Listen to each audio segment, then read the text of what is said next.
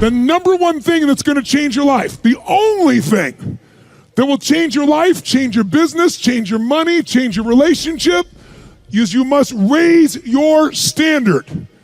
Now, I know that sounds boring, stupid, basic, but it's the truth. The only thing that changes our life long term is when we raise our standards. What does that mean? That sounds so boring and dumb.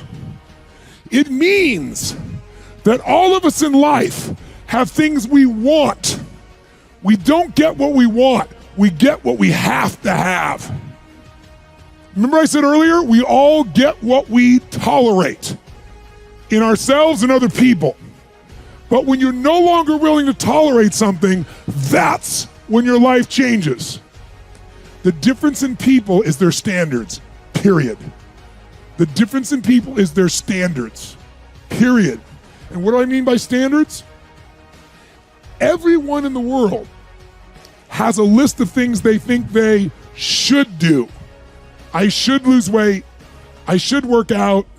I should spend more time with my kids. I should work harder. I should make more calls. I should. And then you know what? People don't do their shoulds and they get mad at themselves and they what I call should all over themselves. They beat themselves up about it. What changes people is when your should becomes a must. When suddenly the thing you said should happen has to happen.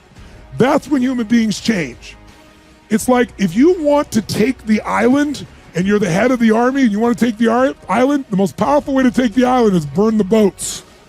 Because if there's no way to go back, it's amazing what happens when it's a must to do something versus a should. That's what makes human beings succeed. There is another level. The only reason you keep saying there isn't is you feel so exhausted about where you are. But life, the universe, or God is just testing you because there is another level. If this is good, giant jump to excellence, giant from good, poor to good to excellence. There's a level where all your dreams are realized. There's a level that you've always dreamed about. It is real. It has not gone away.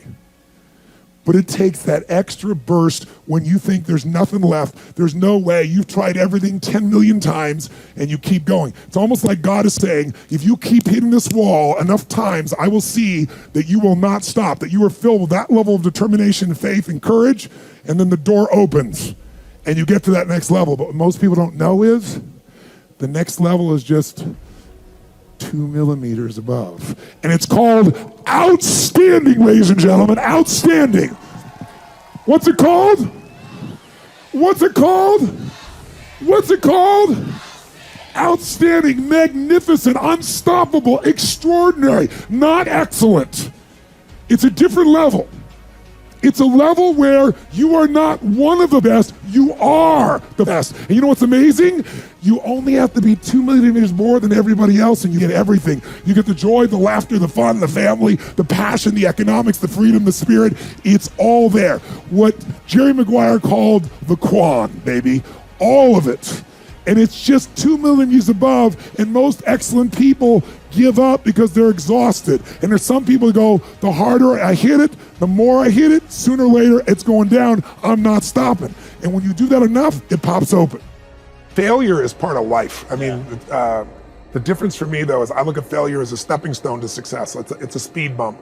I know I'm gonna fail, but it's not failure if you learn something. And so, gosh, I've made so many mistakes, I've screwed so many things up, but every time I do, it just becomes a way for me to explain to someone else what it takes. You know, it's like, here's what I've done. I think I have the ability to influence people because I talk about my failures. I talk about all the things that messed me up, but I show people that I didn't let it stop me and you don't let it stop you. And I think that's really the secret in that area. And if everything you touch was successful, you probably won't be able to relate to people as much. No, you'll be relate, and also it's be total bullshit. Right. And everyone knows it's bullshit. And also you'd be bored silly. Right. I mean, think about it. If you just said, I want this and happen, I want this and it happened, you know, people don't value what they don't fight for. You know, it's like you see kids sometimes in it, you know, your parents will say, you're not going to value this if you don't work for it. And your kid going, I'll value it, just give it to me, right? But it's true. Yeah. You know, the things we've worked the hardest for, we value the most. Yeah. So I think, you know, the purpose of a goal is not getting it anyway. The purpose of a goal, you know, is who you become. Who you become is going to make you happy or it's going to make you sad. Yeah. So I'm not looking for an effortless approach. Sure. There's no such thing. The only way to deal with fear that I've found in my life is a couple ways. One of those ways is to turn it on itself and ask yourself, what am I afraid of? If I'm afraid of that, I got to be more afraid of what I'm going to miss out on my mission, missing out on who I'm supposed to be. In other words, if you're not going to get rid of fear, then use fear. Use fear or it uses you. It's that simple. So you got to say, okay, what's the price if I just stay doing this? What's the price? What I need to really even get scared if I learn all this and I don't follow through. That's something to be scared about. And then that fear will get you over your fear. It'll push you through. Turn fear on itself. Second way you can do it is use what you've probably heard me say, because I've used it since I was 17, is my little rocking chair test, right? I'm gonna sit myself in my rocking chair, and I'm 85 years old, and looking back on my life, and I say, I didn't do this, or I did. If you find your passion, you're gonna have this tremendous energy. It's sustainable energy. But momentum requires you always do the next thing to keep the momentum going. And the reason you get yourself in a passionate place is so that you change your life, and the only thing that changes your life is making a decision. So while you're in this passionate state, that's where you make decisions. You don't make decisions when you're like, oh, I don't know, what do you think? All right, let's decide. If you make a decision in a state without momentum, if you make a decision from a place where there's no passion, you are not going to get momentum. It'll kill momentum. It's decide, commit, and resolve. Some of you, in the past, you've gotten momentum, you've gotten passionate, you've even made a decision, but a decision is the first step. Decision is like a war. I got to do this or that. All right, I'm going to make myself do this.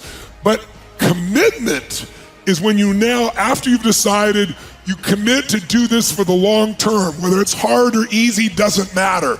You're doing this. It takes it from this moment and it carries it into the future even when things are difficult.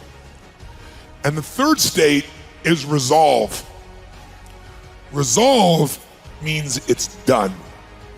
It's like, it doesn't even if you took action, it's done inside you, so it's done out there. There's no question whatsoever. Then once you decide, the only way the commitment and the energy and the momentum continues is if you take immediate, massive what, my friends? Massive what? Write down in your notes, massive action is the cure-all. Massive action is the cure-all.